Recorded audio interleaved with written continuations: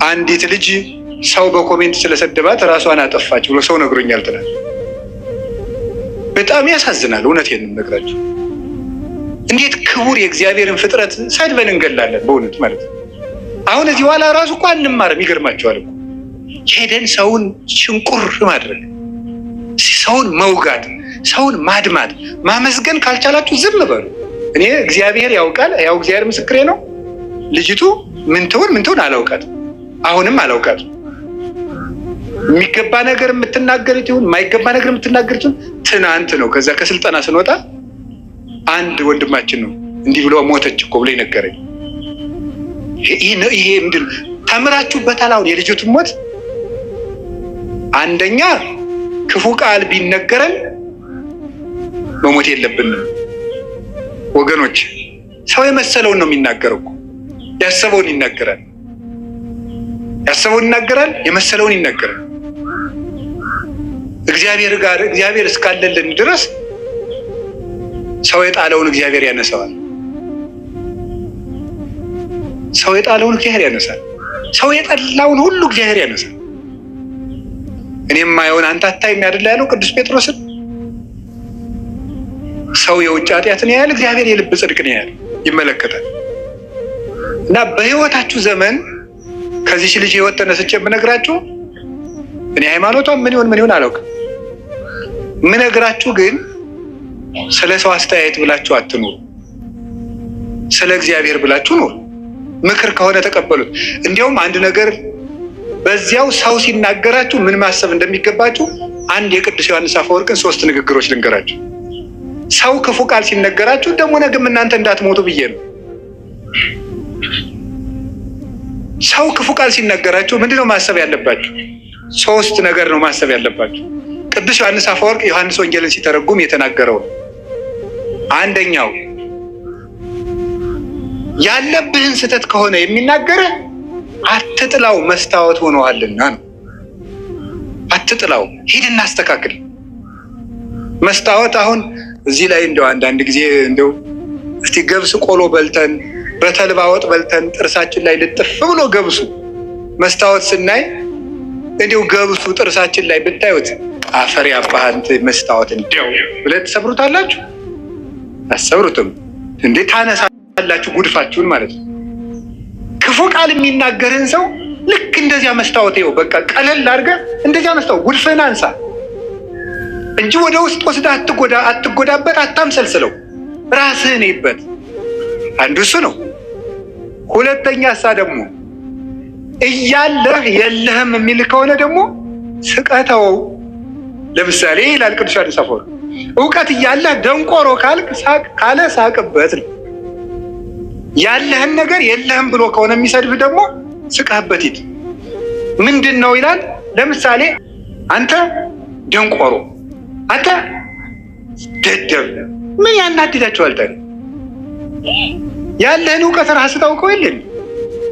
ኧረ እባክህ ከፈለክና ወረቀቴና ላሳየህ ማስተርስ የት እንደተመረኩ ምን አለፋ፣ በተግባር ይገለጣል። 3ኛ በተፈጥሮ እየሰደበ ከሆነ ጸልይለት። ምክንያቱሳ ወንድሙን ደንቆሮ ብሎ የሚሰድብ በገሃነም ይፈረድበታል ይላል። ተፈጥሯዊ ጉዳዩን አንተ ዕውር፣ አንተ ደርጋማ፣ አንተ አንካሳ፣ አንተ ምናምንቴ ሳደብ ሰው በየት ይፈረድበታል? በገሃነም። ስለዚህ በገሃነም የሚፈረድበትን ስራ እየሰራ ስለሆነ ወይኔ ወንድሜ እኔን ሰድቦ ገሃነም ሊገባ ነው ብለህ ጸልይለት ያለው ቅዱስ ዮሐንስ አፈወርቅ። የመጨረሻ ግን ክርስቶስ እንደተሰደበ አስብ። ክርስቶስ ተሰድቦ እኔ የተሰደብኩ ብላችሁ ለምንድን ነው ሌሊት ተቀን እረፍት የምትነሳችሁ? ውሃ መጠጣት የሚያቅታችሁ፣ እራት አልበላችሁ ለምንድን ነው? ጌታዬ ተሰድቧል ብላችሁ ተጽናኑ። ስለዚህ እንደዚያ ልላችሁ ፈልጌ ነው። በአንጻሩ ግን ደግሞ ሰውን ጦር ከገደለ በቃል የወጋ ይበልጣል። ሰውን እግዚአብሔር ያሳያችሁ።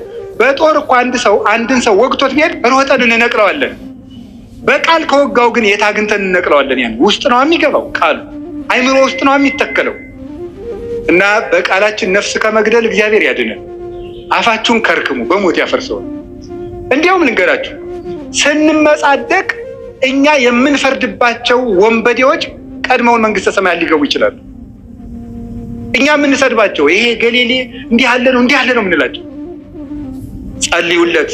ሌባ ወንበዴ ብታይ ይሄ ሰውዬ ዘማዊ ብታይ ይሄ ሰውዬ እኔን ቀድሞኝ መንግስተ ሰማያት ይገባ እንደው ምን አውቃለሁ እያልክ ለፍ።